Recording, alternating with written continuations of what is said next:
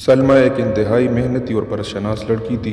اس نے ایک نہایت غریب خاندان میں آنکھ کھولی تھی، مگر یہ والدین کے رزق حلال اور ان کی اچھی تربیت کا نتیجہ تھا کہ اس نے شروع سے ہی پاکیزہ سوچ کو پروان چڑھایا اور محنت اور جہد مسلسل پر یقین رکھا۔ سلمہ کے والد ایک مقامی فرم میں معمولی ملازم تھے اور والدہ مکمل طور پر ایک گھریلو خاتون، جن کی سوچ اپنے گھر سے شروع ہوتی تھی اور وہیں پر ختم۔ باہر کی دنیا کے بارے میں وہ مکمل طور پر ناآشنا تھی۔ مسز جبار ایک سیدھی سادی خاتون تھی جنہیں اپنے 3 بچوں کو تعلیم دلوانے کا شوق جنون کی حد تک تھا۔ یہی وجہ تھی کہ نامساعد حالات کے باوجود بھی جبار صاحب نے اپنے بچوں کو حسب توفیق اسکولوں اور کالجوں میں پڑھایا۔ سلمہ ان کی سب سے بڑی بیٹی تھی، اس کے بعد عامر اور شاہد۔ تینوں بہن بھائیوں میں 2 سال کا فرق تھا۔ سلمہ نے میٹرک کے بعد FA اور BA بھی امتیازی نمبروں سے پاس کیا۔ آگے وہ MA ایجوکیشن کی تیاری کر رہی تھی کہ شاہد سے شادی ہو گئی۔ شاہد بنیادی طور پر ایک شریف اور مہذب انسان تھا۔ اس نے سلمہ کے ساتھ بہت اچھا سلوک کیا اور وقتی طور پر اسے بھی یہی محسوس ہوا کہ اس کی تکلیفوں کے دن کٹ گئے ہیں، مگر جلد ہی اسے اپنی خوش فہمی کا احساس ہو گیا جب اس کے سسرال والوں نے اپنے رنگ دکھانے شروع کر دیے۔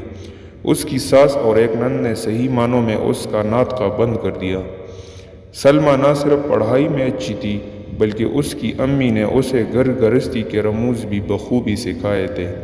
خانہ داری، سلائی کڑھائی، سلیقہ، غرض ہر شعبے میں وہ طاق تھی، مگر اس کے یہ اسلوب ساس، نند اور حتیٰ کہ دیوروں کو بھی قطعاً نظر نہ آتے تھے، بلکہ وہ وقتاً فوقتاً اسے بدسلیقہ، جاہل، گنوار اور غریب جیسے القابات سے نوازا جاتا تھا۔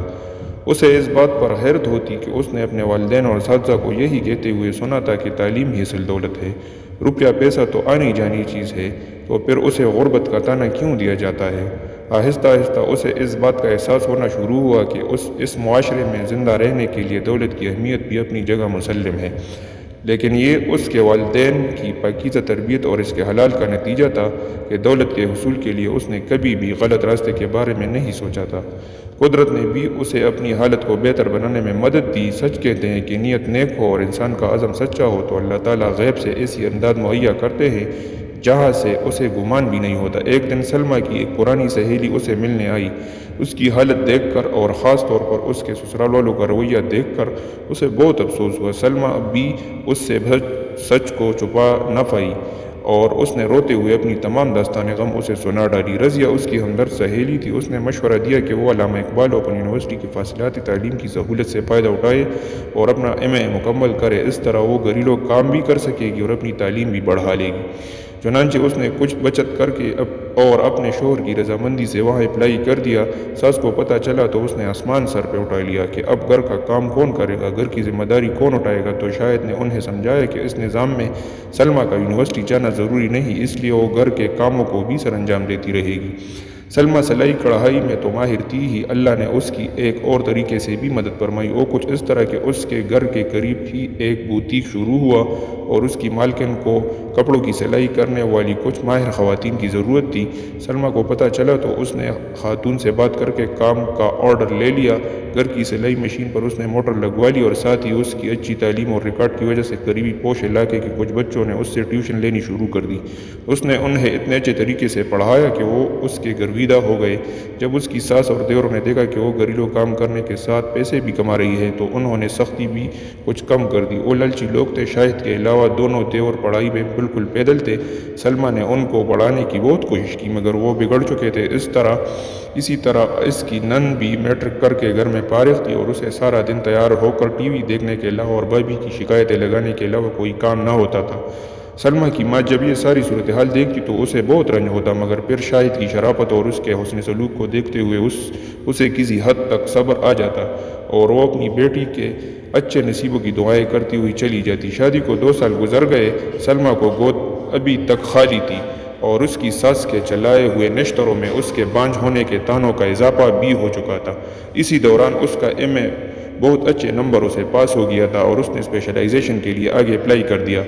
شاہد کی بھی پروموشن ہو گئی۔ سلائی اور ٹیوشن کا کام بہت بڑھ گیا تھا، مگر سلمہ کو جیسے اللہ نے آہنی حوصلہ دیا تھا وہ چپ چاپ اپنے سسرال والوں کے مظالم برداشت کرتی اور اپنی ساری کمائی ان کے حوالے کر دیتی۔ شاہد یہ سب کچھ دیکھتا مگر ماں، بہن اور بھائیوں کے آگے بولنے کی ہمت اس میں نہ تھی۔ گھر کا بوجھ کم کرنے کے لیے اس نے 20 شام کو ایک فیکٹری میں جانا شروع کر دیا تھا۔ اسی دوران حکومت کی طرف سے اسکولوں کے پرنسپل اور سینئر اساتذہ کی خالی نشستوں کا اشتہار اخبار میں چھپا۔ تجربہ نہ ہونے کی وجہ سے سلمیٰ پرنسپل کی سیٹ کے لیے تو اپلائی نہ کر سکی، مگر اس نے سینئر ٹیچر کی پوسٹ کے لیے فارم جمع کرا دیا۔ ساتھ ہی اس کا ایم فل بھی مکمل ہو رہا تھا۔ اسے منتخب ہونے کی نوید مل گئی، مگر اسے جو سیٹ ملی وہ سندھ پنواکل میں تھی۔ اس نے اپنے شوہر سے بات کی اور شاہد نے کچھ تگ و دو کے بعد اپنے گھر والوں کو آمادہ کر لیا۔ ان لوگوں کو محض پیسوں سے غرض تھی، اس لیے کچھ پس و پیش کے بعد وہ مان گئے تھے۔ شاہد نے اپنے گھر والوں کے علم میں لائے بغیر اسی علاقے میں ٹرانسفر کی کوشش کی اور اپنے سرانے بالا کی منت سماجت کرنے کے بعد اپنی ٹرانسفر کرانے میں کامیاب ہو گیا۔ خدا نے جیسے ان دونوں کو صبر اور اچھی نیت کا ثمر دیا، جیسے ہی وہ دونوں پنواکل شفٹ ہوئے سلمیٰ کی گود بھی ہری ہو گئی۔ 5 سالہ تجربہ مکمل ہونے پر اس نے پرنسپل کے لیے درخواست دی اور تحریری امتحان بھی پاس کیا۔ اچھے تعلیمی کیریئر اور شاندار ریکارڈ کو مد نظر رکھتے ہوئے انٹرویو پینل کے اراکین نے کامیاب امیدواروں میں اسے پہلے نمبر پر منتخب کیا۔ اس دوران اللہ نے اسے ایک بیٹے اور بیٹی سے بھی نواز دیا تھا۔ شاہد نے اپنی بہن کا رشتہ دفتر کے حکومت رسیدہ کلرک سے کر دیا اور اپنے بھائیوں کو قرضہ لے کر باہر بھجوا دیا۔ باہر کے دھکے کھانے سے ان کی بری عادتیں بھی کم ہوئیں، وہاں ان کو مزدوری کرنا پڑی۔ اپنے ماں اور باپ کو شاہد نے ساتھ رکھ لیا۔ بیٹی کی شادی اور 2 نکمے بیٹوں کو باہر بھجوانے کی وجہ سے اب اس کے طرز عمل میں بھی تبدیلی آ چکی تھی۔ سلمیٰ اور شاہد نے نیک نیتی سے اپنے فرائض نبھائے، اپنے بہن بھائیوں کی مدد کی اور جہد مسلسل سے اپنے حالات کو سنوارنے کی سعی کی، جس کا نتیجہ انہیں معاشرے میں ایک باعزت مقام کی شکل میں حاصل ہوا۔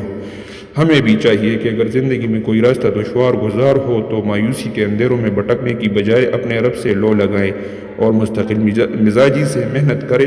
اللہ تعالیٰ محنت اور اچھی نیت اور خلوص کا صلہ کبھی بھی رائیگان نہیں جانے دیتا۔